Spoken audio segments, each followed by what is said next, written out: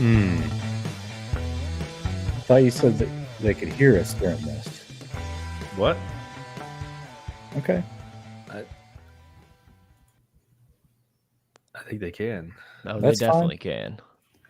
Well, boys, the chat is already piling in. Let's go, boys. Pot of gold, we did it. We made it through the long summer. The winter. Winter's here. Football is here. We'll throw some more Game of Thrones references since everyone's really big on Game of Thrones these days. The fall is here. Fall of the Seminoles. Oh, man, I can't tell you how excited, how happy that made me. To Bob Arroyo in the chat. Represent. Just thinking about how many people were He's a kicker. so pissed off having to fly cross country like home. I can't imagine. Anyway, no, but what a true. Let's just dive right in. Right, I think that's where we should start. Right, kudos to Haynes King and Georgia Tech for really starting off the college football season. Shell-shocked, physical football game. Did not get to watch it live, watched the replay of it, but it was just as fun, just as nice.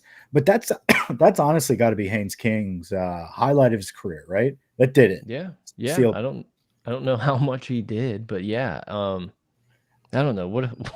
That's just exhibit A of why you just don't do these wild week 1 games. It's like everyone thought in Florida State, they're going to be what they are. My guess is that they'll improve and they'll, it won't be as bad as it seems week 1. But like, I just going across country, having Pat McAfee just be absolutely hammered on TV shows, posting TikToks of you doing fancy dances, to then just go get absolutely embarrassed in front of the entire world. Like, what a nightmare. Well, I think Josh Pate still has him in his top 10. So it's a power rating. It's your own created rating system. You have your own tool, your algorithm that's based on a baseline. Your baseline information is from last season or randos in the off season giving you reports. Josh Pate really ticked me off lately, and anybody on Twitter can see that. I've been kind of egregious hounding him. I have been. You know why? Because I respect the hell out of Josh Pate. I respected the grind. He was like homeless. He talked about that. And he still hasn't made it. You know what I'm saying? But he has gotten to a point with just following college football and being this weird, bald, t-shirt wearing dude that just used to spit facts. Now he got bought. He's FanDuel, right? So he's got to cater to certain audiences. So he's just chalk, dude. And that's what aggravates me is he was so good at what he was doing and he got bought and paid for, started dating a Bama reporter, and now he's done. He's washed. How dare you? It's in the chat. Chip in the chat. Bama puppy. Chip in the chat.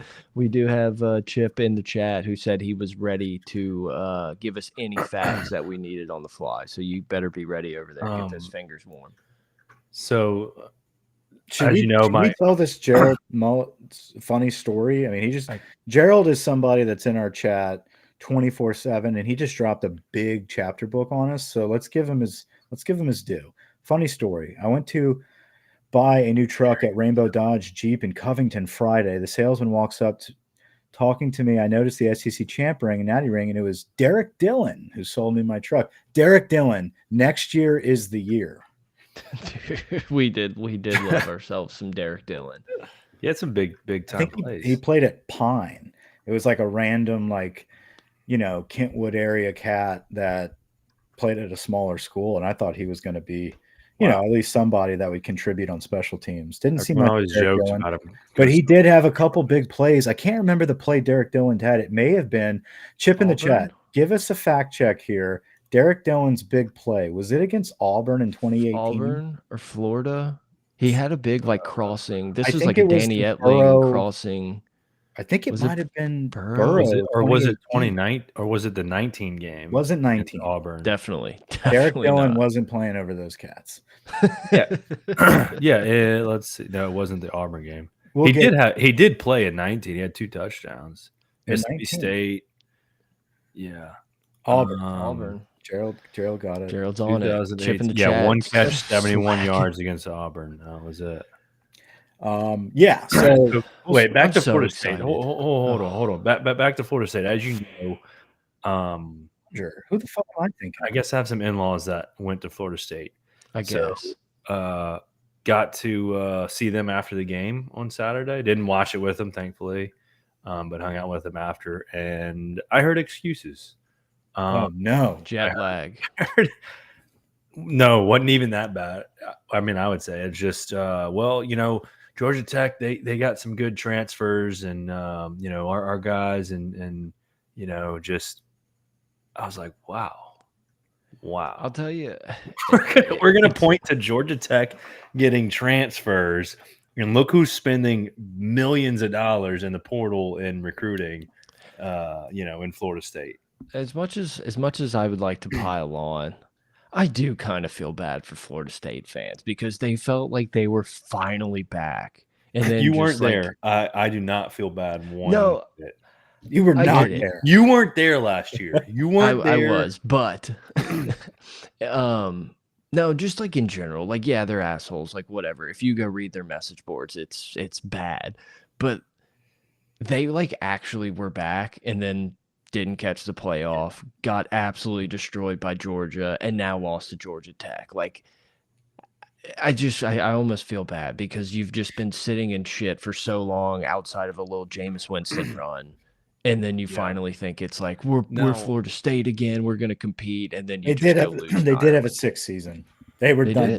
They did. Now, what I also told them was like, look, you know, like think about LSU losing to Florida State the last 2 years. We somewhat flipped our seasons around. I mean, it was bad as it was. We were able to compete and do great things. Not what we wanted, but we were able to do great things. So I basically told them, I was like, look, I mean, your team's either going to do one or two things. Y'all are either going to shit the bed and do this a lot this year, or they're going to learn, hopefully come together and compete in the ACC. It's the only two options you got. But this is what I'll say about Florida State's performance. They got bullied. That's the problem. This isn't like, oh, we missed a couple catches or we caught some bad breaks, threw a pick, had a turnover. It was like, dude, they got out physical by Georgia Tech the whole game. You can't just all of a sudden flip a switch of physicality in the middle of the year. But we kind of did the same thing against Florida State last year of like, oh, shit, we got bullied. This is like, we're going to have big problems in the SEC. Yeah. And then we kind of didn't. But we were also ranked. Not like we were near near what Florida State was last year. Right. Or where we were. For sure. No, like I get projection-wise, they weren't. I mean. Yeah. This being the Aer Lingus College Football Classic had me giggling the entire day. Just Aer Lingus for no reason being the title of the poll, like the pregame. What does that mean? What is it? It's some airline, like Dublin Airline, but it's just Aer Lingus. It just takes everything out of it. Just takes the whole wind out the sail. But all right, I'm tired of talking Florida State. I want. No, that was week 0. That was a week 0 intro. We're done with them. LSU plays this week. Technically next week, but we play during this week of football. Yeah, I think they're 17-point favorites against Boston College. They may cover, but I feel like you got to be crazy to lay 17 coming across the ocean to play Boston College, which Boston College, Florida State. Chip in the chat's like a minute 17. behind, so they're minus 17. I have a question for Chip in the chat. I need to figure out who I was thinking of that played at Pine if it wasn't Derek Dillon. Derek Dillon did play at Pine. I think it was Derek Dillon. He did play for Pine. He's from Franklinton and played for Pine. All right. We're thinking of someone else from Laranger then. That was Gerald Brazil from Laranger. All right. Benny Brazil. We're off topic here. I had Pine in my head, and I thought that was Derek, number 4 at Pine. He did play for Pine. LSU plays this week against USC, and there is no chatter right now about who the fuck USC is, what they're all about, any type. Like, I saw one video. I tried to peruse because we're spitting out media. Like, we've got 30-minute practice clips of, Bo Davis chewing ass. Terry Bowden's got a podcast talking about LSU. Like it's everywhere. It's everywhere. You go to USC and it's like Miller Moss grew up down the street from the stadium. And it's like, okay, I need to know what's happening on a week-to-week basis. They gained 1,400 pounds in the offseason. Yeah. I'm hoping they're just not that physical, man. That's what I'm hoping. And I really don't know much about them, but based off of what I've been seeing of us in practice, I feel really good. I do feel really good. I am a little concerned about this line falling and falling and falling to -4.5. I wish we were favored a little bit more. I think obviously that's Vegas messing around a little bit, maybe playing off of, you know, who's dumping the most money right now, pretty far out. But I think this week, I don't know if it's going to move that much more, but I think Chris Hilton, maybe that news of him gimping out of practice a few days ago, is that worthy of 3 point? Like No. 3? Like that's a lot. It's a lot of movement. Yeah. With Brian Kelly's acting the way he's acting in these press conferences lately. Oh, he's a cocky son of a bitch right now. He is vibing, just dishing out 7 to Harold Perkins, taking shots at Lane, telling Rabelais he's a bitch for covering water polo. Like, he's in his bag right now. And the only reason, this is like Ed Orgeron school of coaching, like the only reason you do that is because you know, like, you got something cooking. I think so. And this is like when Brian Kelly usually talks, especially before the season starts, we got a lot of work to do. I'm not ready to talk, you know, like he's not ready to start like praising anybody, but like this camp, I think they've ratcheted up the intensity. Like you can tell these guys are like practicing really hard, but they're so focused, man. Like it's almost as if we were preparing for USC for a number of weeks now. Like the minute we got into camp, it was almost as if like that type of intensity level has been ratcheted all the way through fall camp so far. And you've seen guys step up. I was just going to say, I think you got a lot of leaders on this team and a lot of guys who have been on this team with Brian Kelly for you got 2 7s and 2 18s. Just handing them out. And just a 3 and a couple threes. You get a jersey. You get a number. All right, guys, we're going to announce number 24 now, the Jarek Bernard Converse number passed down. But, yeah, I don't know. I think the team's on a mission. He definitely seems chill. He does. He does. I did see one of the YouTube comments during one of the press conferences, and it's had me tilted since. And it pretty much was just saying, why does Brian Kelly say, you know? And once you realize it, he just literally says, you know, like the entire interview. You'll never be able to listen to it the same again. So I'm sharing that with the rest of y'all so you can like enjoy the misery with me. Sloan has another one. I think Sloan's is right. Like he says, right after everything, you know, right. And so then we have to shift into this different type of protection, right? And then you like, and he, you know, it's like, you know, that positive reinforcement. But God, dude, I'm so excited that this game's here. Like we finally made it. Let's over the last couple of weeks, we had a couple of things we haven't been able to touch over. Bo Davis. Davis, man. That's Brett, what did you say he reminded you of? It was so Dwight Schrute. Like it was, it was barking and barking, and then being like, "The boss is yelling at you," and then just repeating after Brian Kelly, be like, "You suck! I said you suck!" Like it's you so goddamn good. right at you. Like that. It looks so goofy. And just his shape. And the fact that he wears a bucket hat that looks like he got it from like the youth section, like it just doesn't, he probably just has a huge dome, but it just doesn't really fit perfectly.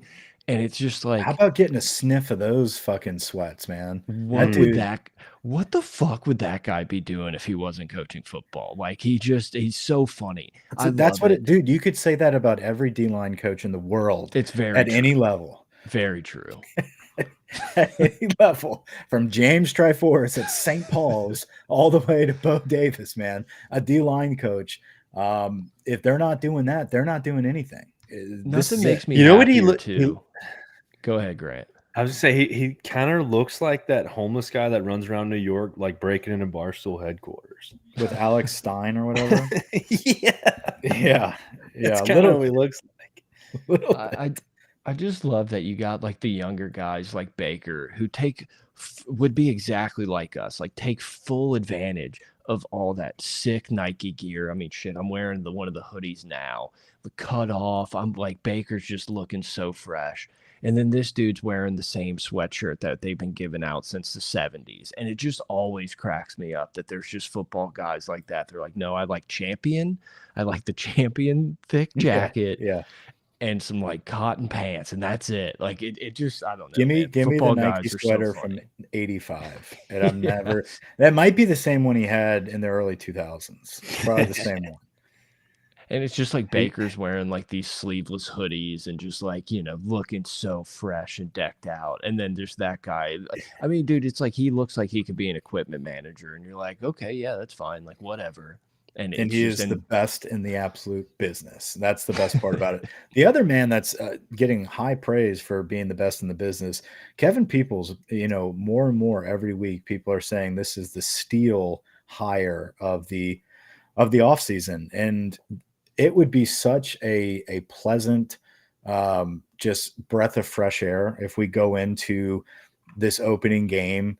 And I'm not expecting this defense to be fucking amazing, dude. Correct. But can you imagine quite a few stops where like we're getting pass rush from our defensive ends and they're playing with great technique and getting to Miller Moss, where like this offensive line, these tackles cannot touch our DNs, every third series or so, there's some type of disruption. Like that would be amazing if this is all they're focusing on. Right. And like Bo Davis is just on the D tackles. Peoples is just on our edge rushers. Like that is such an attention to detail, a focus on technique that if you get some of these high quality guys that we have in our program to just turn it up just a notch from a technique standpoint, you're going to make room. You're going to make noise. You're going to get disruption. And that only leads to more comfort and more cushion for these DBs that, frankly, giving up the big plays is really, that's been our Achilles heel. And if we can prevent that, we can stay in the game with anyone. And that's a big if this offense is what we expect it to be. For sure. And I mean, not getting off the field on third downs. I can't tell you how many times it felt like we had 3rd and 6 last year, and there was just zero chance we were getting off the field. Can we? And, Brian Kelly, and maybe it was Baker. Baker's kind of yoked up. Dude, Blake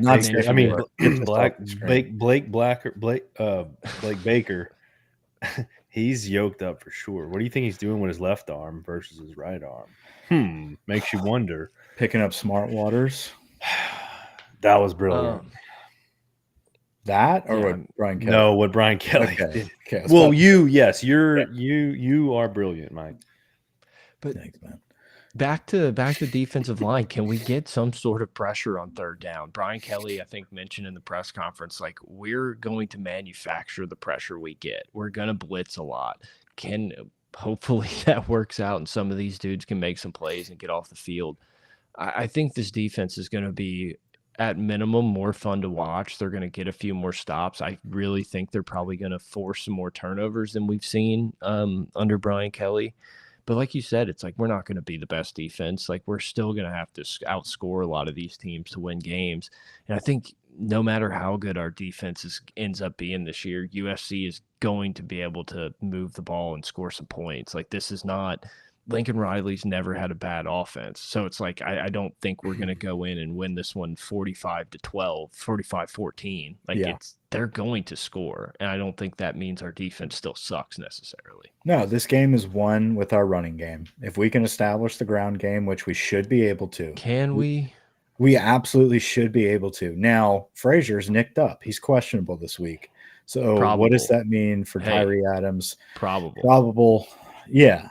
He's probably questionable. We'll see what happens with him. Once again, I love that Brian Kelly's like, we're on the forefront of injury reports like that. We're going to be honest. And every week they're like, Coach, injury report. And he's like, fuck. Hilton, I don't think he's going to be. It's like he gets caught off guard by it for every week. It cracks me up. I forgot how much I loved it last season. And like today, it was like he was just so not ready for the question. And I think he even brought it up. Yeah, he's not good with that.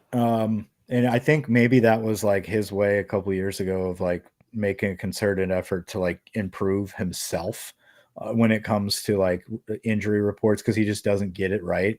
And so he put I out think that it's fair. put out that memo, but he's just never really been able to follow that. Yeah.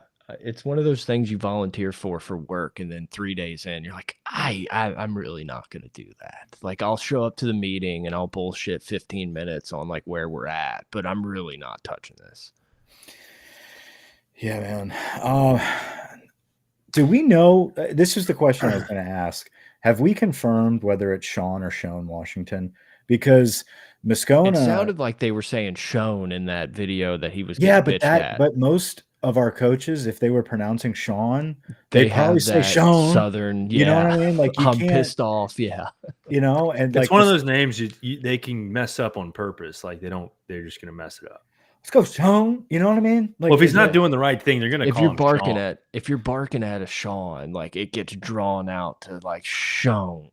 Yeah, and I think Kelly kind of skimmed it and then really emphasized Washington, and then because he didn't know. He's never right with names. No, but then you've got Moscona saying it's Sean, it's Sean or Shone. Like he's like Sean or Shone Washington, and like he doesn't know, so he like kind of throws out both. I'm curious to know like what is the correct pronunciation of SHON. It's Sean. It's shown. It should be. I think it is shown. Like I've shown you my ass before we started recording. I think people are trying to make it Sean. I think it's shown. It's always interesting when we get in these chats for a preseason or like the first game. We always get opposing fans. It's the only pod that we ever get any other action. It's pretty crazy. But these guys are being cordial. Fight on. That's fine. Peace. I titled it LSU versus USC, so probably hit some algos. We caught the Southern Cal algo. So this guy was just trying to figure out his opponent. That's all. He's just driving home for the evening. We appreciate it. The more viewers, the more money we make here, guys. So we appreciate the likes, the subscribes. Yeah, we don't really, we never asked for it. So we got a nice little 71 people plus in the chat. Just do us a favor. Just subscribe to the pod. Just download it. I don't care if you listen. That's all. We don't care about all this. Just we do the YouTube because we just have to record these things. Just subscribe to the pod. That's all. No, we love it. But unfortunately, we have no real intel. I don't know if any like USC fans are piping in to be like, well, what is their detailed analysis of the game breakdown? Like this isn't what you came to. This is us glossing over how to pronounce the defensive tackles' names, talking about our defensive tackle coach looking like Phil. Let's stay on topic there with defensive tackles and pronunciations. It's Gio Paez, right? We haven't talked much about that cat. I don't know how you'd screw that up though. Well, it's more of let's talk about them. Okay. I'm just gonna wait and see which one of these guys, which of them are actually good and play, and then I'll figure out their names. Like I'm just not getting Omar Spaded again. Speaking of Omar Spades, allegedly just fucking crushing it in the NFL. Yeah, technique. Him and coaching. What's his name? What your big boy?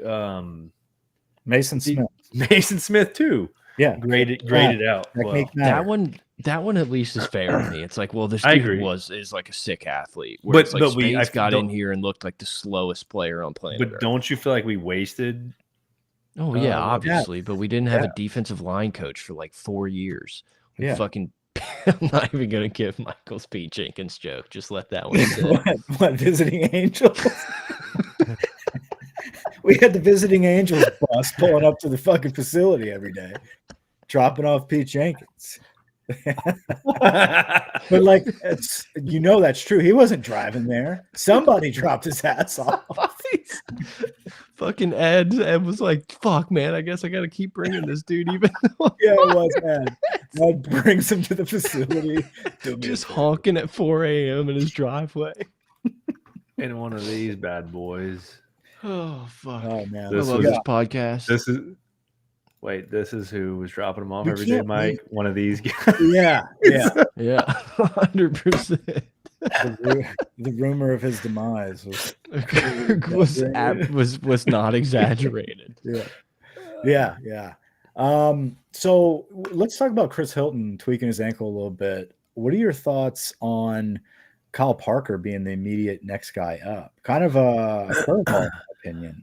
Yeah, I thought that was interesting. I mean, he's a guy who I feel like towards the end of last year was kind of getting some good publicity, talking about how, like, obviously he's not going to be playing over some of these guys, but he looks really good. Brian Kelly also spent a solid 45 seconds to a minute explaining how they could also like move other players to put Aaron Anderson and Xavier I didn't hear Thomas. that.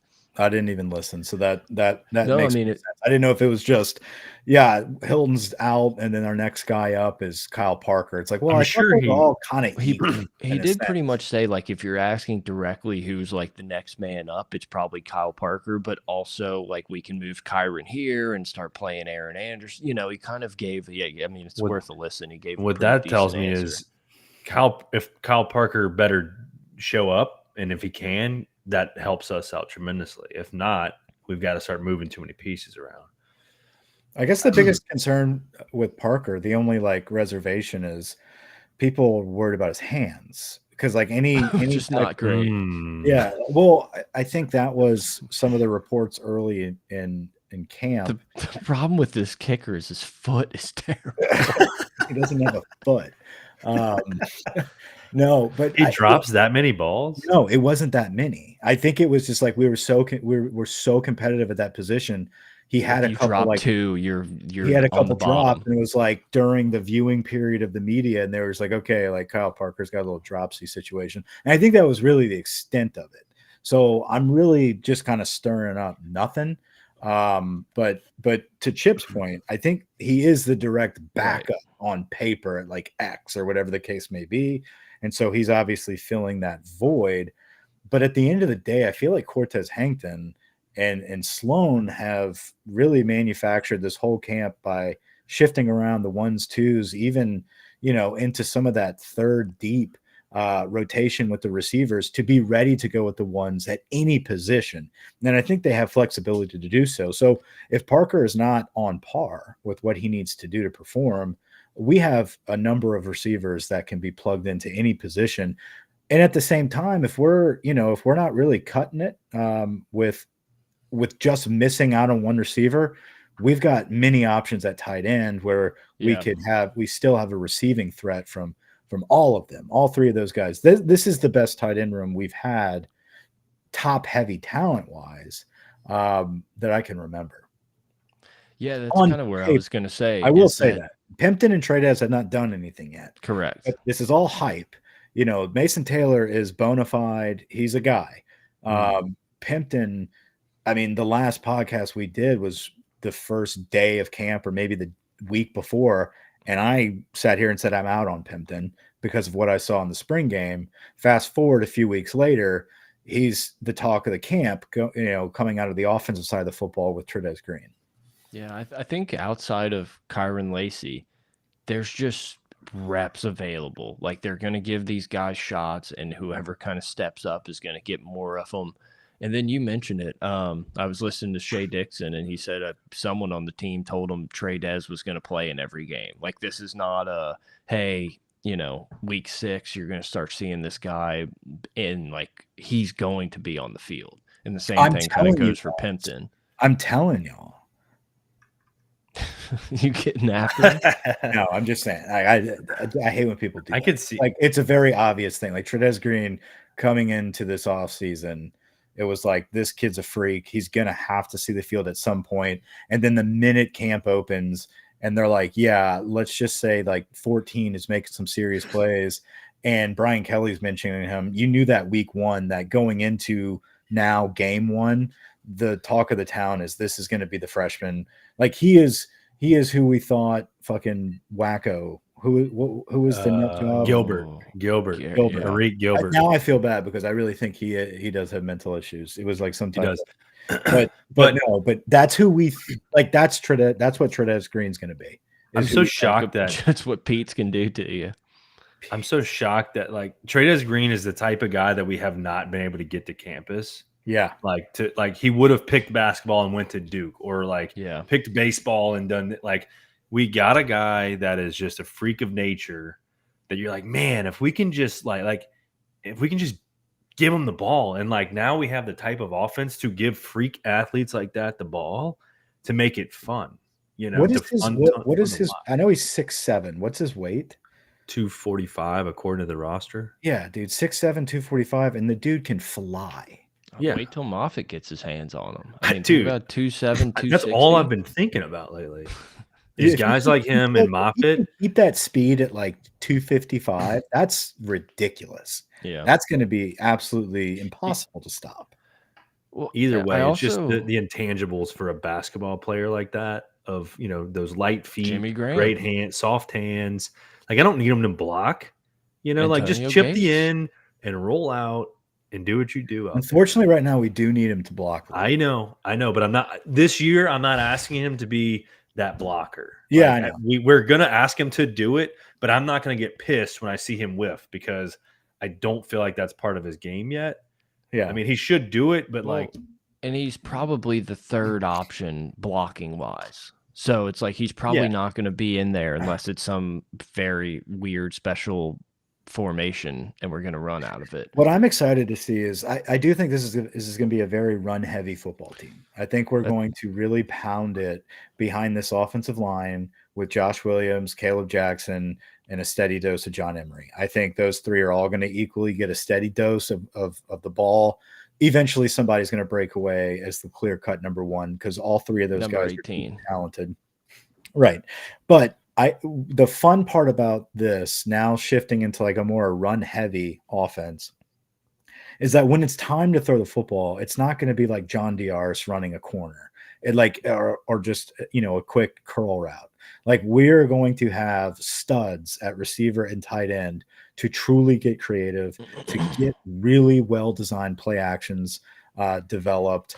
And then guess what? If we need to like dump the back out and really go 5 wide, whatever the case may be, we can do that with a quarterback like Garrett Nussmeier. So I think the deficiencies of the perceived deficiency of moving from Jaden Daniels' legs to Nussmeier being more of that pocket passer. I know he's got a little bit of wiggle, but I'm not even entertaining He wants to sit in there and sling it. Yeah. And so it's the running game is going to 100% be on our running backs, like long story short. So we have to establish that identity early. We need to understand, like get in a rhythm of what that default offense looks like. And we're going to do that against USC. I think that's really going to be the name of the game. I'm anxious to see what running back really has the most explosive, consistent game this season because I really think right out of the gates against USC, we're going to see that steady dose of a creative running game. And you're going to need a back that rotation, but somebody's eventually going to break away. I'm curious to see if that happens right out of the gate against USC. Yeah, it's going to be interesting to really see. You know, we can talk, like you said, we can talk about all these receivers, but it feels like they want to run the ball and not ask Nussmeier to do as much as we kind of feel. And it's, you know, the last however many years we've been almost like all pass, which is, you know, a flip from our childhood. But to see it and like I want to see if we have that ability to stay balanced and like keep running and sometimes just chip away at that wood. Or if we're just gonna, oh shit, we got to throw it. Like we still can't stop anybody. Abandon the run. Let's put Nussmeier in these intense, you know, let maybe throw pick situations. It's just fun. We're so close to getting so many of these answers, and it's like finally football is here. We can stop sitting here watching phone videos of one play and like actually see a full game. I'm interested to watch how we play, you know, call plays on offense. Do we get plays in on time? Do we mix it up? Are we changing formations constantly? Like we just don't know. Did you see the last practice video? It was just like a long inside period that was put out there. I forgot which I don't think channel, so. whatever. It was I just type in LSU football on YouTube and whatever's there is there. But dude, Kelly like lit into the coaches at one point, and maybe that's just normal activity, but like they were running. It was first team offense against scout team defense. It was inside drill, so you know they weren't throwing the football. It was all the running game, and something happened. Somebody didn't get picked up, and after Josh Williams went off the left side. And Kelly's like, we got to get the play side backer. We got to get the play side backer. And Sloan was just like, it's zone, Sloan and not Kettering. Who's the tight end coach? Nagel. Yeah. Sloan and Nagel both like immediately were like, it's a Z flex. It's Z flex. And Kelly's like, no goddamn shit. Like, he was just I gotta go find this now. like, you still got to get the play side backer. What the fuck? Like, I was like, oh wow, okay. He just like dove into him. It was pretty wild. That's what I like to hear. I'm bought in. I'm so bought in on year 3, Brian Kelly. I really think it's one of those years where it's like we may not have all the first, and we're going to have some first rounders on this team. There's no doubt about it, but it's maybe not the Heisman and the, flashy million-yard receivers, but the team's probably going to be better. And maybe that's just strictly defense and outweighing maybe what the offense lacks. But I don't know. I think this is, you win this game, you have a really good shot at making the playoffs, I think. Lose this game, you got some work. Harold Perkins getting awarded number 7, I think, is a very telling notion. I don't think that's something that Brian Kelly takes lightly, for Harold Perkins in particular. I think Harold Perkins is a guy that there's not much left for him to really be incentivized by or awarded or hyped up on. And Kelly had to find unique ways. Like, I'm not just going to give you 7 because of who you are, right? Like, we know you're the best player on this team if you really wanted to be on every play, if we put you in the right position, et cetera, et cetera. But apparently there was still some growing, not pains, but like, Harold Perkins could have worn 7 last year. Like, you know what I mean? Like, he could have been, and then he would have gone through a growing pain season and would have been like, yeah, maybe he's overrated. Like, that would Giles have been 2.0. Right. But now he's got Baker. He's grown. He's matured. He's caught on to everything. And now all of a sudden he gets number 7. And it's like, Fournette coming out, Tyrann Mathieu coming out, like all the guys coming out and being like, I've been waiting for this. Yeah. Like, there's no shade on Will Campbell, but like some of the big dogs out there are like the true, like, first round draft pick, which Campbell will be, playmaker. We've been waiting for that dog to sport number 7 for a long time. And now you're ready. And I think that is it's not money. It's not draft status. It's not butt kiss awards. I really think it's something as simple as like, hey, you are the baddest motherfucker on the football team. You're going to wear number 7. And now he's got it. And I think we are going to see the best version of Harold Perkins. And if we get that, this football team is going to be in an excellent place. I think I can speak for everyone here of like, when you think of 7, you think of Tyrann Mathieu, the guy who was jumping routes, who was tackling guys behind the line, standing over them, the baddest motherfucker out there. And it's like, it goes to the guy on offense, whatever, 7's cool to catch a touchdown. Delpit wore it, and it's like, okay, whatever, that's fine. We didn't really get to see it for 2 years with Will Campbell. And it's like, to be the next Tyrann Mathieu, to be the guy that's going to be in the backfield all night long making plays. Like, I think that's what gets me excited about it. And it's probably, I think, gives him a little bit of excitement like you were talking about. So, yeah, I'm glad they did it. Yeah, I'm excited for Harold Perkins.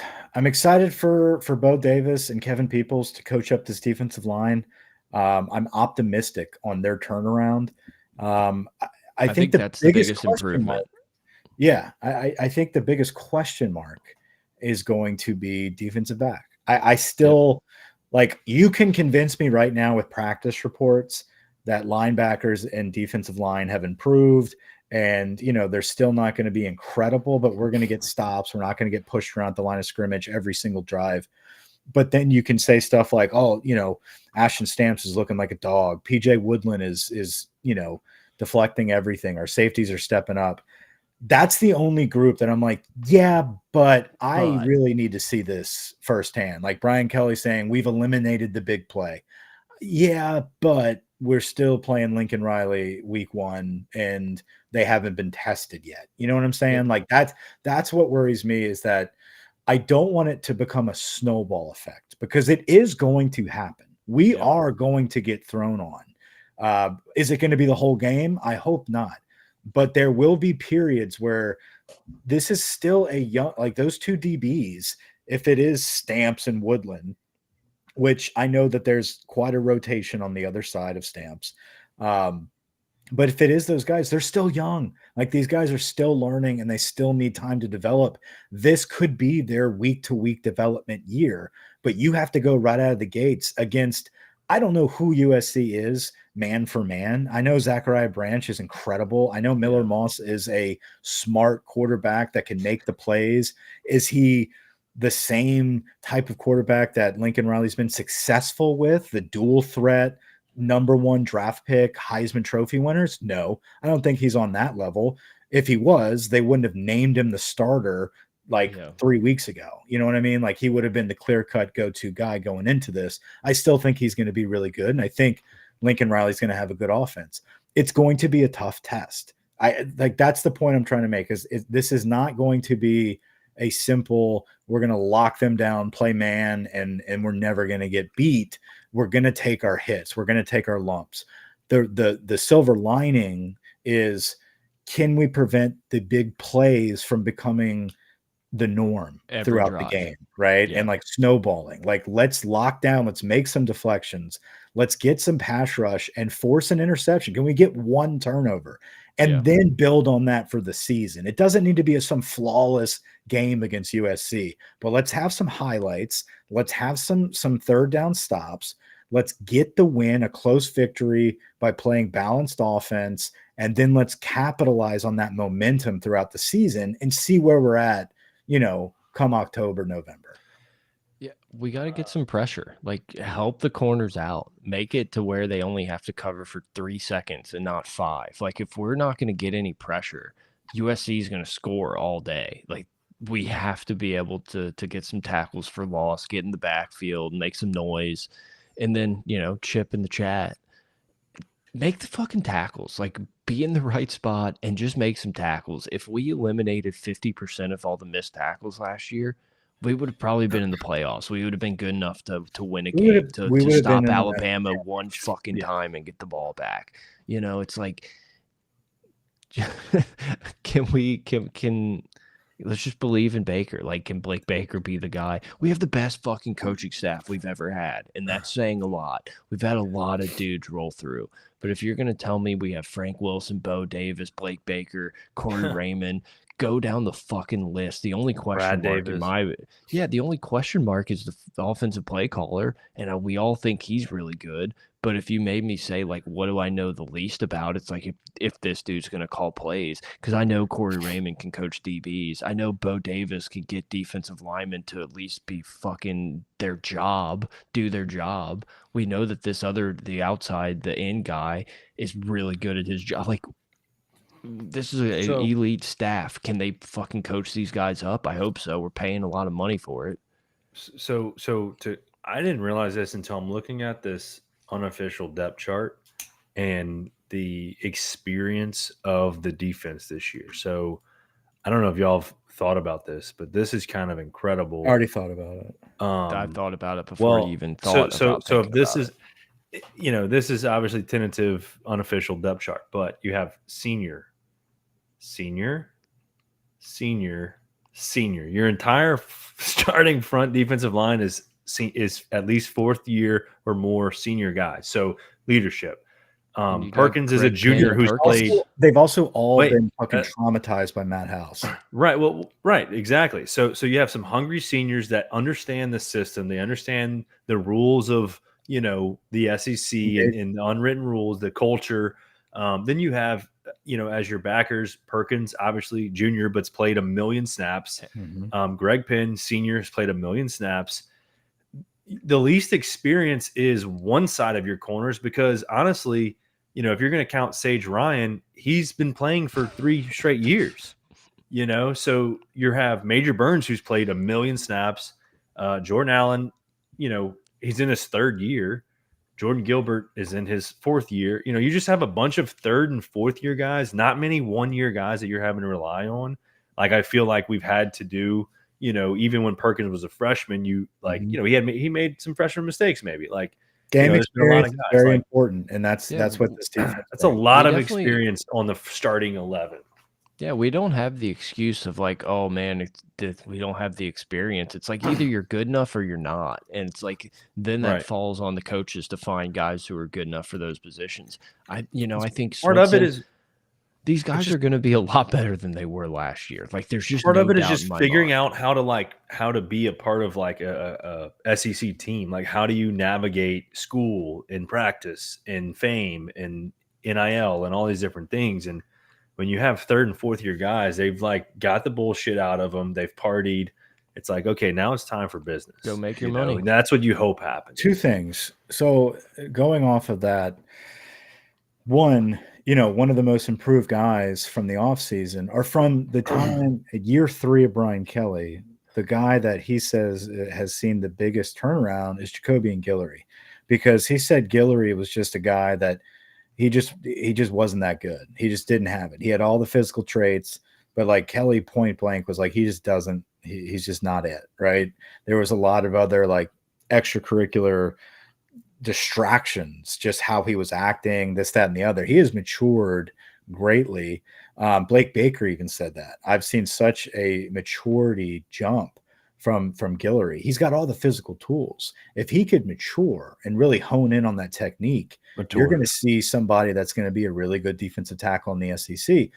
Enter Bo Davis. That's what he's done for him to this point. Now, all of this is excellent talking about in camp. My other point was the only question mark is how soon is this going to happen? How soon are these guys going to take to this new defense and this new structure of technique focus in this new scheme?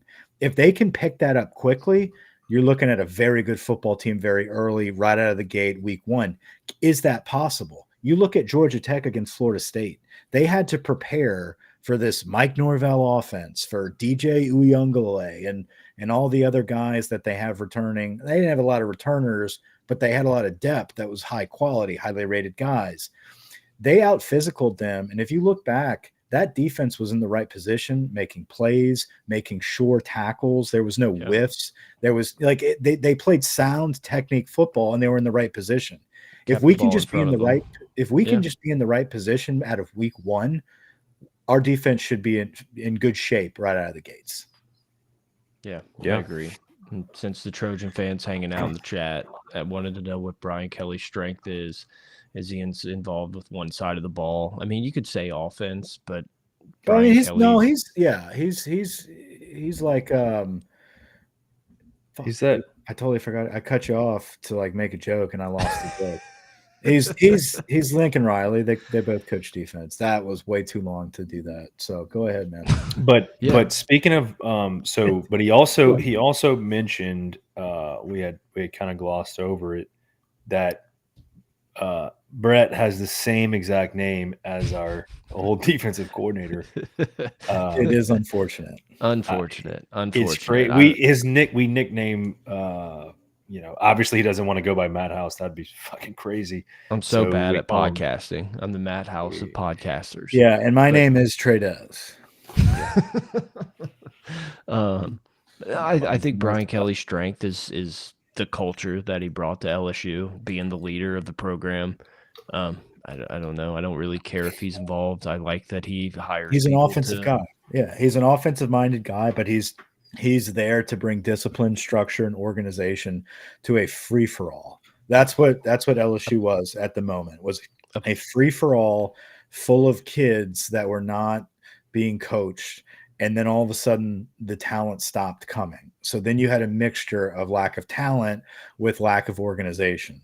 So Brian Kelly has to come in, get organization in place, get structure and discipline in place, make the kids go to fucking class, and then start performing on the field. And what he's done to this point in just 2 years was overachieve based off of what he had. Now, he built it up.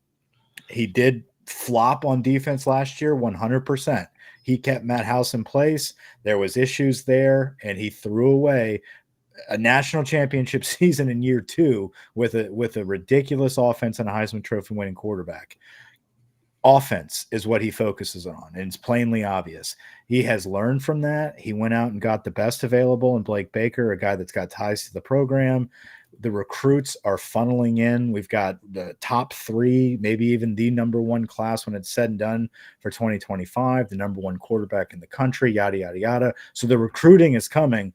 The organization and the structure is implemented. And I think you're going to see all of that come to fruition, hopefully here in year 3, where we had to really focus on players and individuals the past few years of being like, oh, well, we can get past this team. Jaden's going to crush, or we can do XYZ. Perkins is going to stop them.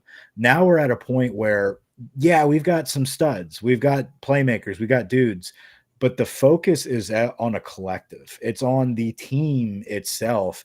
And that is an ideology and a perception that you need from you, that can only be brought to you by a CEO type coach that is doing it at an excellent level. And I think that's what Brian Kelly is doing right now, going into year 3. We will see how quickly or how long it takes the defense to catch on to Blake Baker. But once that happens, I don't care who you have at quarterback. You're going to have a dude that understands how to play the game. You're going to have an offensive line that's going to maul people. You're going to have tight ends that are ridiculous. And you're going to have wide receivers that are born and bred in the best state to put out athletes. So what did Saban say? You just shake a tree and they fall out. Right. There. So, I mean, everything is there for the taking, Trojan fight. So to answer your I can't question, tell you how much happier I am when I see Nick Saban on TV these days. Like it Love just and he's sucking us off. overnight, just a decade of wishing the worst things on this person just like vanished. Now I'm just like completely fine with it. I'm like, oh Nicholas, you little mutt, you. Like I just don't care anymore. It makes me so He's happy. the only guy throwing us out there. It's like, yeah, they have a shot for the playoffs. You know, like there's a path here. You know, he talked about us. I don't know what is going off. I think it is my iPad. Oh, fancy iPad guy. Oh, it's work stuff. Over No, the last few weeks, just to kind of like get back into college football, I would just like find the YouTube videos of like some of like the better upset games. It's like, you know, Ole Miss, Alabama. I've watched like every Alabama loss in the last like 2 weeks, and it's been great. Yeah, it's been great. But also watching these games, it's fucking insane that Alabama is like somehow was never out of these games. They would be down like 14, 17, and then all of a sudden they'd have an onside kick to like try to get the ball back. Well, they shouldn't be. They had the best players besides Georgia. I get it. And they were playing like a bunch of saps. But you're watching like Chad Kelly just like dime up Alabama, and somehow they're still just like right in the game. It's just funny to see. And I know we would talk about that in the moment, but it's just like impossible to kill them. I know. Hopefully this is the year that they get killed. Oh, I can't wait. The Bama hype right now is so stupid. Like that is the only one. Like I understand trying to project a top 10, it being like they're a top 10 team, pound for pound. Like they've got playmakers, they've recruited excellent. Like, you know, as much as we shit on Kalen DeBoer, he's still a decent coach. But like, you can't go from saying they're a top 10 team to like, nah, but they're probably, you know, 5. Like they are 5, and there's no quite like that aggravates me a little bit, is that they're automatically ushered into that, like, well, they are top 5 actually. Just business as usual, pencil Alabama in right there. I'm with you. I'm with you, but I feel like 5 is hard. It would be hard. I agree with you in 5. But I also feel like it'd be hard to just say they're not making the playoff this year. Yeah. This year. Like now, by week 4, when they play Georgia, we're going to figure it out. We're going to know, you know, are they who we thought they weren't or were? They're And, always going to be a decent team. And that's the deal is like they may be able to get up for a fight against Georgia. And what if they pull it off? It's the consistency that Nick Saban brought to the program where like they could knock off a Georgia and then I mean, they're going to win fucking 15 in a row, like type of deal. Like that is not happening anymore. And that's the reality that I don't think has set in. It's like, you may be able to get past one of these top teams, but like maybe the next what's their next game after that? Do they go on the road? Vandy.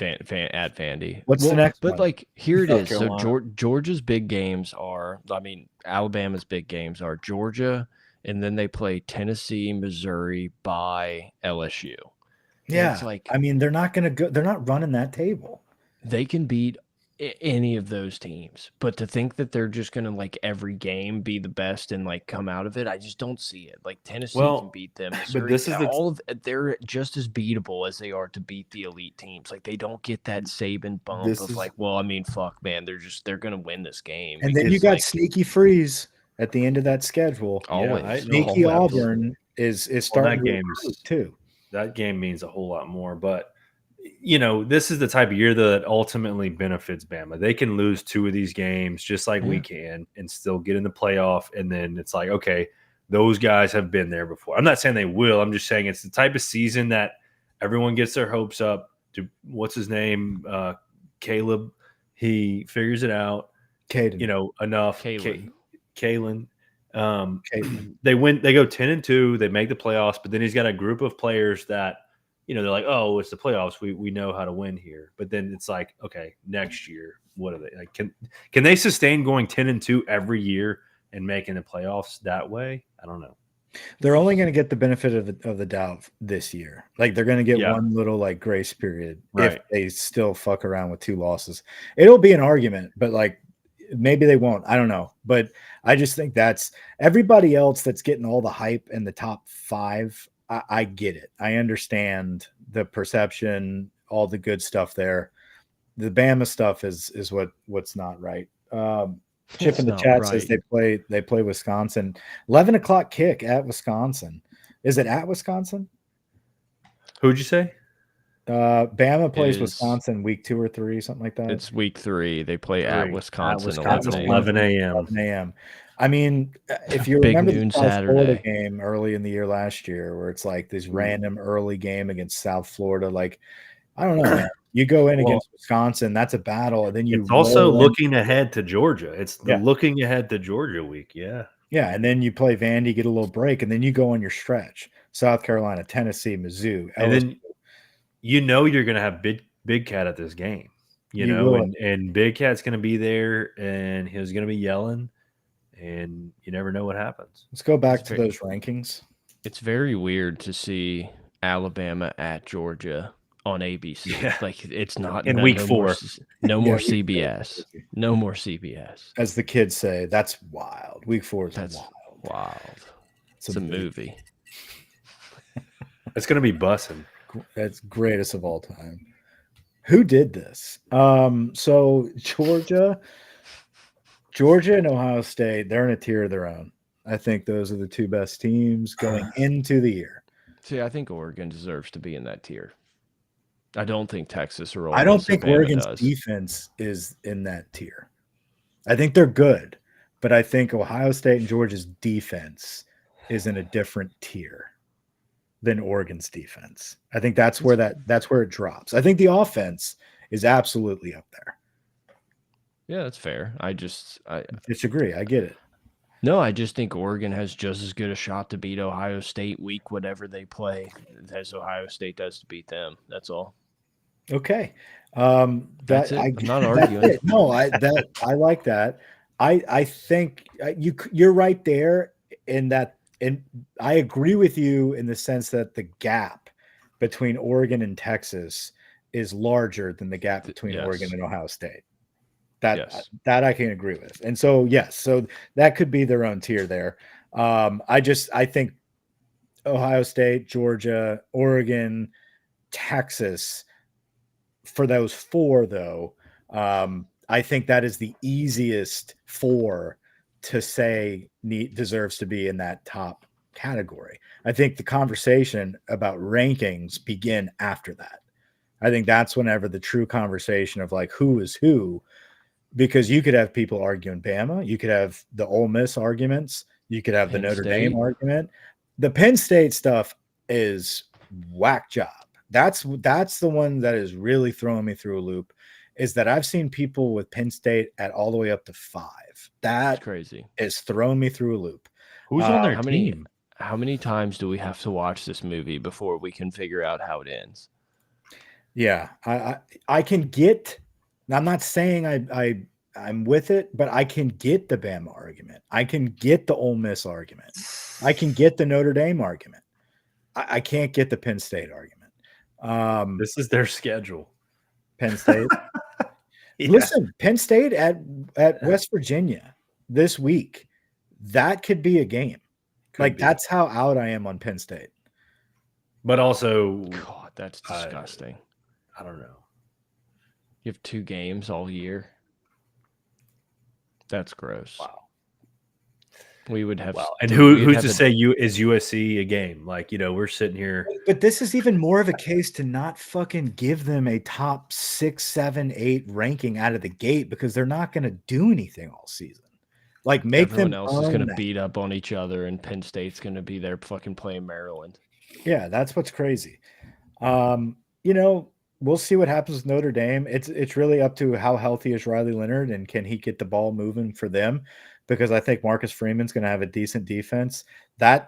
Let's look at that schedule. A&M. That's a lot of hype too, which is another one that's like in the same boat as Penn State, where like every year is it? Let's just roll it back.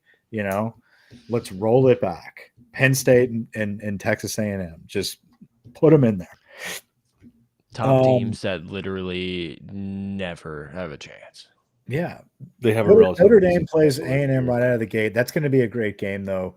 A&M is favored in this game, and by a point.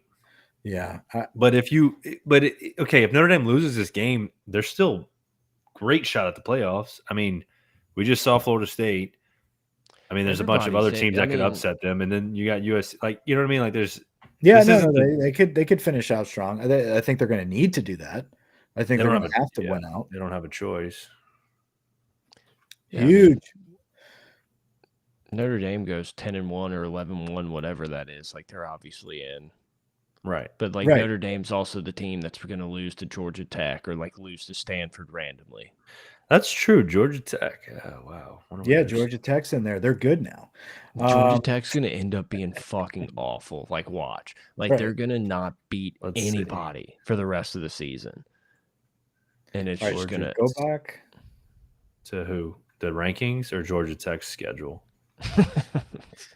Georgia Tech, they got a brutal end of the season schedule there. UG says YouTube isn't giving me the damn alert when you guys go live. We're being silenced by the liberal elite. Son of a bitch, dude. That is half of the battle. Oh my God. The other half is we didn't pay for the premium version. But no, but he should still be alerted. The alert is the bell icon. Ridiculous, because we set the alerts here, and for him not to get it is just he's right. It's probably Kamala. It's probably he's exactly right. It's the liberal elites that did this. So looking at, I'm just trying to look at this top 10. So let's have a little conversation about who we like here. And where do you think? What question am I asking here? If you look at this 5, Michigan. If you look through 5 through 10, who do you think should not be in there, and who do you think in 11 through 15 should replace them? I mean, get Penn State out of there. Obviously, throw Florida State out of there. That's the I'd two. probably put Michigan at 10, and I think LSU and Utah. And you said out of 5? You said 5 through 10? Yeah. I think Tennessee is going to end up being pretty decent. I think LSU Ole Miss is going to end up being a playoff game. I think the winner of that has a really good shot of getting in, and the loser of that is in trouble. I don't remember Tennessee's schedule off the top of my head, but they're one of those teams that they have like one or two of those games where it's like, well, if you win this one, like you have a really good road. Can you go to Utah's schedule for me? This is the year to buy all the Clemson stock. When was the last time Clemson was ranked 14? Let's ask Chip. Yeah, Utah's got a nice an road interesting here. one. Too many people giving in Oklahoma State some love. I feel like they're going to be a disappointment, but they're an interesting team. So Mike, to answer your question, what did I ask? 5 through 10 and trading teams off. I think Michigan is potentially, based off their schedule, they have a better chance.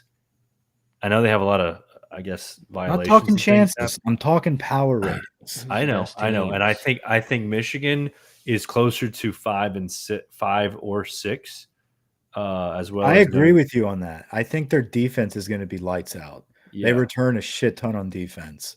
It's just a matter of, are they hungover or do they? And then I think Donovan Edwards will be okay. I just have no idea if Alex Orji can throw the football. I don't understand the hype around Missouri. Like, I get it. They had a good year, but like, are they okay? One receiver, like, give me 3 receivers like LSU's had the last 2013, the last time Clemson was ranked like that preseason.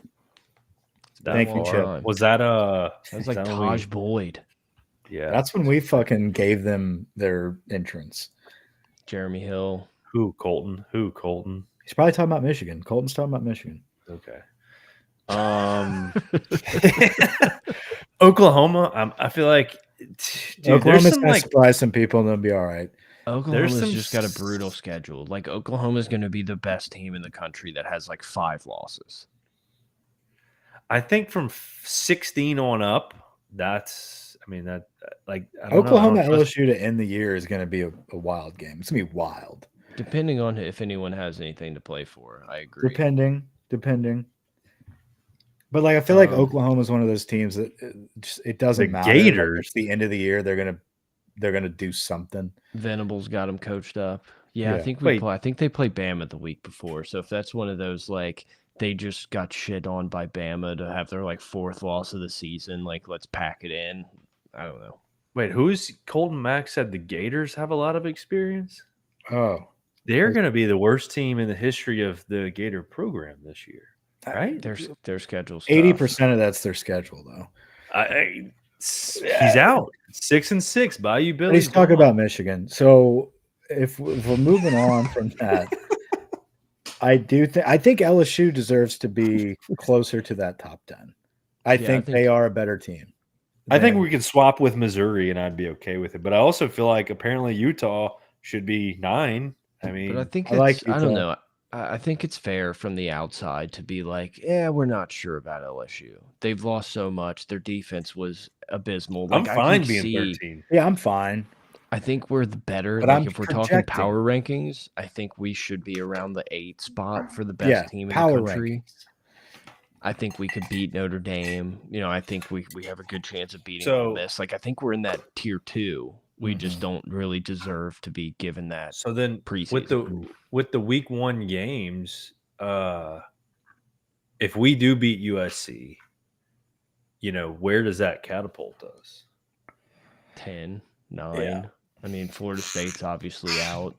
Notre Dame could potentially be out. Everything else will probably stay status quo. So, I mean, throw them at 10, a little pat on the butt.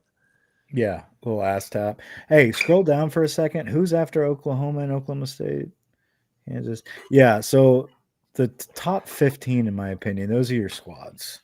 That everybody else is just kind of like they could make a run and do something. Well, like it's okay. If USC's schedule now that every team we've pulled up apparently plays USC. So what is their actual schedule? That's why I think you're going to see 23. That going into the Big Ten, they've had a different offseason. They've been building for the rigmarole of this type of schedule now. So I think they're going to come a little bit more prepared. But man, what a season they have in front of them, huh? Especially if they trip out of the gate against us and then Michigan and then Wisconsin. Yep. Yeah, but but it I also mean, gives them an opportunity to flip the script. Like they have games they can make ground up. And then But blow it avoid against Oregon Louisiana. and Ohio State. And That's Notre Dame to end the nice. season. And they play Wisconsin, who we just said, they're going to be coming off a game with Alabama. So Can Nebraska do anything this year? No. I think Nothing. they'll be improved. People are I don't 8-4. I think that's a hell of a year. people if are they pull that off. people are Let's go to their talking schedule. about them. It's not terrible. Oh, Colorado week 2. That's gonna be fun. Oh, fuck. Isn't it nice that we don't have the At home. Colorado hype anymore? Like everyone's kind of over the Dion stuff. No, dude, wait for the first Shador Sanders Wait, touchdown pass. Feinbaum went in on Dion today. Apparently, called him out. Said he's That's a all hippo. he's doing now, huh? Who, Feinbaum? That's all I'm seeing about Feinbaum. Yeah, Is he's like, just I don't Lane care. I'm gonna Kiffin's a shit on it. pussy. I'm gonna get some clicks here while he's I'm just about to. crushing people. That's Yeah. all he's doing right now. Yeah, Him and Lane got into it. Oh yeah, Well, yeah. Lane's hated him for a long time. they did. He got him fired. Feinbaum was the reason Lane got left at the airport. Alter.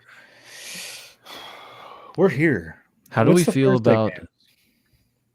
How do Go we for feel about What's the Miami, what? Florida? I was Thursday telling you games. go to the Thursday game, and then I was telling Brett go for it. Yeah, I was just gonna. I mean, we can start at the How do we feel early about ones. what? I was gonna say Miami versus Florida, but if we're gonna go chronologically, we can. Let's wait. go Cron. That's a lot These are happening. just ranked games. Y'all want to look at? It's getting No, I blurry. think we're fine. Slow down. Yeah, I mean, get to see Oklahoma, get to see some of these teams, but not really any big games. Start on Thursday. Start on Thursday. Okay. All right. Got it. But this is just ranked games. Do y'all want to see the whole list? Just ranked is fine. Okay. Yeah, I think we're good. Right here. Bullshit. Yeah. Keep going. Nothing happened.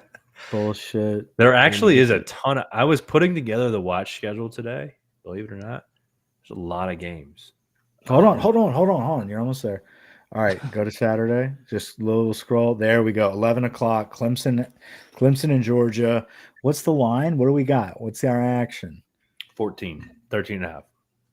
It feels like it should be a crime to have this game played at 11 o'clock. It is. It is a crime. But Like, is that's that insane. because Clemson's that bad? No, I don't know. No, because what's the two? You have Miami, Florida. 2:30 is Miami, Florida, and then you have Notre Dame, Texas A&M is the night game. I know, but Penn State -9. I'm taking the points of West Virginia all day. Notre Dame. Oh fuck yeah! I'm scared West Virginia is just bad though. Drew Aller. You think it's too easy? Do you think everybody's going to be betting on that? I don't know if it's just Did me. y'all bet this week? For some reason, my For You page always has some sort of like Penn State beat reporter on there. And there's this one video of Aller just like rolling out and throwing a ball. And they were like, have you ever seen someone throw on the run like this? And I was just like, literally every day. It's 2.5. Yeah, they really like Drew Aller, and I don't even know how to pronounce his last name correctly. He sucks in my road to glory. I made LaKanye Smith, and like I am dominating, but they won't throw me the ball. It's so frustrating. They run jet sweeps constantly, but since I'm the number one receiver, I never get it, and it's the most frustrating thing. So this game, this Miami Florida game, I didn't realize it's 2.5. That's interesting. Yeah, it's a pretty even. So our boy, Colton Mack he's a big Florida guy. He's serious about it. And honestly, it would be fun if he's right. It'd be fun if Florida. McCarron. Imagine the insult of being called a modern day AJ McCarron. You're just so part of me wonders if he's trolling or not. Let's take a look. Let's just take a peek. Let's take a peek at Colton Mack. Yeah, I think Mertz is going to be improved. I think Florida's going to be a decent team that just fucking loses every game. and then it gets fired. Like I really do. I think Florida's No, going to be fine. here's what's going to happen. Graham Florida's Mertz going to going beat. to Florida. All I can see when Florida plays now is they're just Wisconsin, just in different colors. Who said this? Favorable. Wait, someone said. I think Chip said it. I think watch Florida beat Miami, Sanford, beat A&M, beat Mississippi State, beat And then UCF lose every game, and then just go like 4-4, whatever this comes out to lose these. over till Christmas. God, what a brutal stretch! Brutal stretch right here. Colton said they returned their entire defense. Chip says, fact check, their best defender went to Ole Miss. That's We got true. chat wars, dude. We got the CNN fact checkers over here in the chat, man. keeping people honest. I respect it. I wish we had a what's his name, Kill Tony type of platform where we could get these guys up on stage and give us their 1 minute to break down their team. Give them what's that? Copy the invite and paste it in the chat. Let's get some people in. Oh shit, we can do that. No, don't do that. We're at an hour 15. I don't know where that went. There was a button for that. Okay, so that game is going to be interesting though. Miami, Florida. I'm not. Florida could be good. It's just that's too many dogs. Too many cats. I would bet. I think Florida Miami this could be game. good. I think Miami could be really good. I would still bet Florida. Did y'all bet week 0? I was at the Travers. I was betting horses. Georgia Tech, easy money line. Reverse teasers. All right, Had them at minus none of 1. none of these. What are we going? It's not an elite week 1. We need to get our picks. There's a legit game in each window, but it's not a like we got to. It's not going. a great like over the top. Let's hang out with the boys, fly in for a weekend type. Yeah, no, I would never. Slate. But I would never, it is good enough. It is like we've got something to watch at every slot for sure. Yeah, I would never like buy a plane ticket to go hang out and watch this with anyone. That would not like just for that. No, that would actually be pretty stupid. Notre Dame plays A&M. We talked about that. That's a great nightcap for Saturday. That's really a good nightcap. It sucks that there's not like a. It sucks that there's not like a 8 p.m. There is New Mexico at Arizona. Like if Arizona was playing another ranked team as a nightcap, it would be like a perfect little Saturday. Mm-hmm. Yeah, that would be fun. Get the kids to bed, hang out with the boys. Hold on, I'm going. You know what's incredible? Like obviously LSU, USC, Sunday, whatever. Enjoy. My worst nightmare is us just getting shit on by the internet like Florida State did. But you know what's great? There's a probability that we could just run back the Florida State is ass on Monday night, and Twitter just destroys them for losing to Boston College. That would be a perfect way to end the week. Nothing to do with us. Let's do it. No, but see, here's the thing: if we do lose, we've already been there. You can't. No, dude. If we lose, it's going to be really bad. You can't hurt us again, guys. No, because I can get hurt. I can just get on that fucking airplane like that. Would be... All the jokes are that the USC didn't want the game. They tried to get out of it, and Brian Kelly pulled his dick out and said no.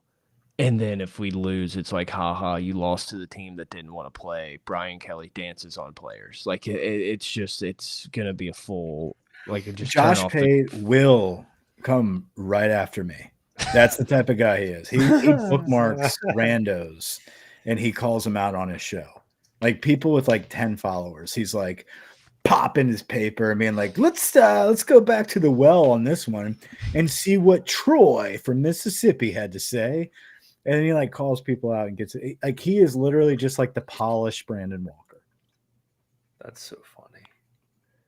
Penn State. All right, how many? Let's pick some games, guys. Just get while we're still in the games. Just pick your picks. It's 10:30 over here in New York. I might have to wrap up soon. No, my phone, my camera phone is about to die, so we don't have that much time. Okay, so obviously we have the big 3 on the ABCs: the Florida, Miami, Georgia, Clemson, Notre Dame, A&M. Do we want to add Penn I State, like West Virginia Georgia in there? minus 13.5. No, we're just gonna pick the big games. I'll take Georgia. What about Georgia's gonna fucking destroy them to cover? Yeah, but I want it to be close.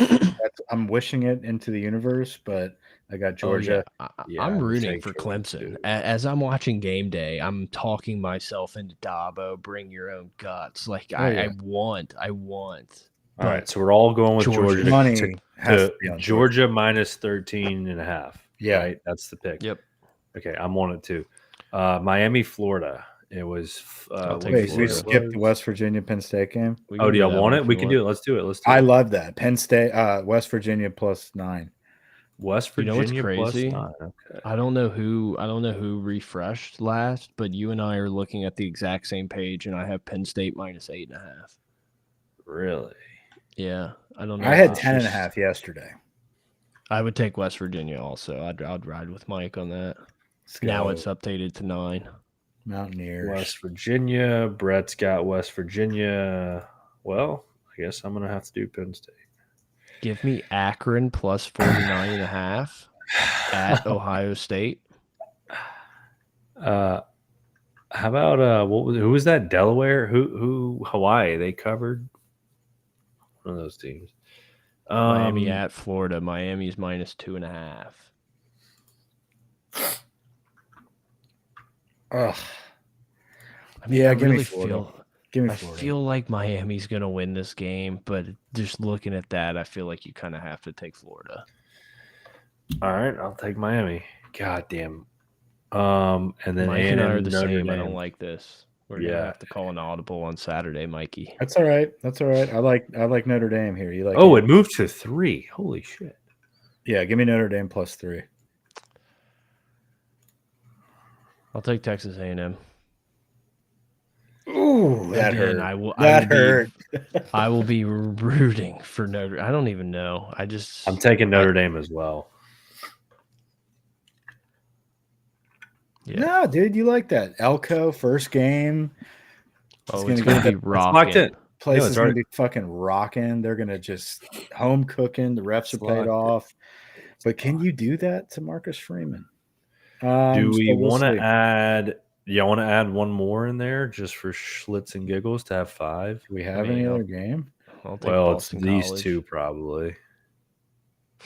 We never really pick LSU. With us, yeah. I think LSU wins by 6. I think USC is going to have the ball down 6 with a chance to win, and LSU is going to make a play.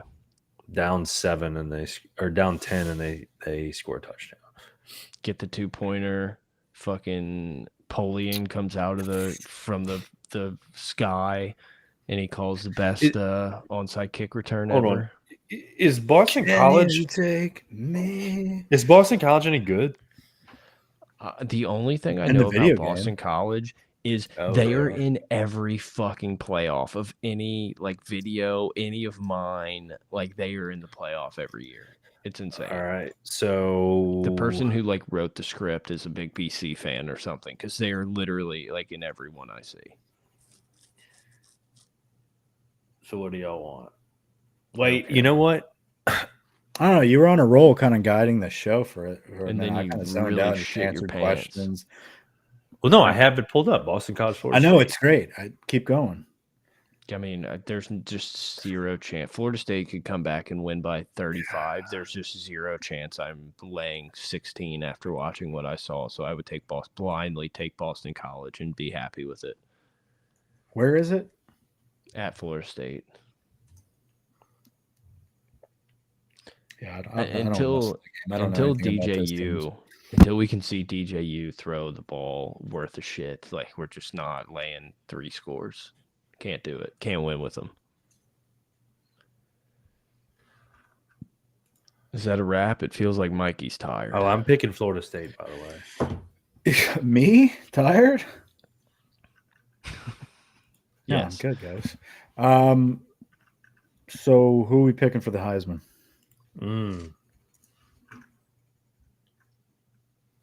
Jalen Milroe. It can be the last thing, and then we'll give our score predictions. I think I think Dylan Gabriel would be a good bet. I think they're going to put up so many points. The offense is probably going to be pretty legit. I don't really see a running back winning it. I see Ollie Gordon as a dark horse. I didn't realize Dylan Gabriel was the favorite. Will Howard. I mean, if I were looking to sprinkle some money, I would maybe look at like the Will Howard area. You can't keep going. Like, no way, right? Where's Ollie? He got suspended. Wait, is he really not on here? Damn. Yeah, his odds are just that bad. That's why I think you got to sprinkle some on Ollie Gordon. Dylan Raiola, 12-team playoff. Nebraska. Wait. 12-team playoff throws out everything we know about this Heisman situation. It's been very automatic that it's a quarterback coming from a conference champion in the playoffs. With the exception of a handful, obviously, Jaden like last year. But with the 12-team playoffs, that logic kind of gets thrown out the window, and you kind of have to start looking, could we see some guys make a run? Could you sprinkle some on a Ollie Gordon in there if Oklahoma State makes a run and he is this wild, running back? Could Travis Hunter make a run as a DB in a wide receiver? Probably not, because they're not going to be anywhere near the playoffs. But I think this is the year that the clear cut, like, best team in the top 4 quarterback, obviously Dylan Gabriel or fucking Will Howard. I don't know, or Carson Beck. I don't know. This could be one of those randos like Garrett Nussmeier. Nico. I feel like Beck's just not going to put up the numbers. Like, they're just going to be so good, but they're not. He's not going to put up like insane numbers. I would probably take those 3 at 14-1 and Will Howard, Nico, and Milrow, and just kind of take the flyer. Hope that one of those dudes just goes nuts and has insane stats. No way. There's impossible. Nico? There's no way that guy. I don't believe it either. But I don't believe it either. But like, there is a scenario where they just fucking score so many points at Tennessee. Yeah, I mean, you look what they saw. Look what they did in what was it, 20 or 21? Jaden Daniels back at it. I would take him. Shit. Or was that 22? Jeez. Anyway, score predictions. I think LSU wins 42-36. I like 31-20. I am interested to see if LSU plays a little run game, ball control, tries to shorten the game a little bit. But I just think there's going to be a lot of points. I think both these offenses are really good. I just kind of hope our defense can make the play. It's turnovers, obviously, easy to say. But if we can be plus in the turnover margin, I think we win. Grant, what are you typing away over there? Are you getting like a little score? algorithm? What was your what was your score? 31-20. What was Brett's? 42-36. 52-10 or some shit. Wait, what is it? 42-36. 36. Okay, I have 37-28. What is the Trojan guy still in here? What's your score prediction, buddy? Trojan. Wait, and who'd y'all pick for Boston College, Florida State? I didn't fuck with BC. That. I didn't sniff that. BC. All right, so Mike picked Florida State. Mm-mm. I picked Florida State. I'll tell you right now. It's recorded. Well, we had about 100 people hanging out in the live chat, so appreciate all the fellas. There's one last. Yeah, cut me off. What? One last. Over one. Wait. Well, there's one last stat. There's one last thing. It's the stats. Last year. Man, it's almost 11, bro. Dude, just okay. Here you go. Over under. All right, over under. Nuss 3,000 yards. Over. I need a comparison here. Last year, Jaden threw for 38. He threw for 38 last year. Yeah, over. Okay. Barely. I think we're barely over. I think we're in the 31 range. All right. Josh Williams, 600 yards rushing. What do you have last year? He had like 230 last year. But we also under. under 600. Mm-hmm. Yes. Both. Okay, under. I think John Emery is going to surprise a lot. Caleb Jackson, I'm setting it at 750. Under. I think under. All right. John Emery 500. Under. Yeah. I think they're all going to be around like 100 yards shorter than what you said. Okay. Which means one of them is going to probably be more, but we'll see. Kyron Lacey 1,000. But you still got Caden Durham that we're going to be fucking around with. Yeah, but we're just going to stick to those. You got it. You got it. Kyron Lacey 1,000 yards. I think he's going to be I think he's going to be 1,000-yard receiver. Yeah. Over. Wait. Let's take a step back. Does this include the playoffs? Does it usually the game? Usually we include the bowl game. Yes. We've literally never went back and checked in on these at the end of the year. I have it on here from last year. Well, this glad is we This is the check back. What did Neighbors have? But don't compare Neighbors. He had 1,500, and what did Brian Thomas have? I think it's gonna be under. Well, last year we only guessed his touchdowns. What? Let me see. Hold on. Nate, who you say Thomas had 1,177. I think too many people are gonna get the ball. Yeah, it's true. So wait, we're still on Kyron Lacey. Yeah, I'll change it. You're under for Kyron Lacey? Yeah, since Brett and I are both under, let's do over under 900. I set the numbers here, guys. But we're both under 1,000. So let's make it a thing, right? Okay. Isn't this like a competition? Sure. Okay. Sure. 900. Or were you over, Grant? I was going over 1,000. Okay, well, never mind then. Never mind. I thought we were all in unison. Okay. The loser of this pays for golf on Friday. All right. Only if it's Money Hill. It is. Sacks by Harold Perkins. All right. Wait. No. CJ Daniels 800. Under. Mason Taylor 400. I think. Dude, you're like right on the number of everything I'd be guessing. Last year he had 260, so I'm gonna say slightly over. I'm gonna say slightly over. Barely. I'm gonna say 410.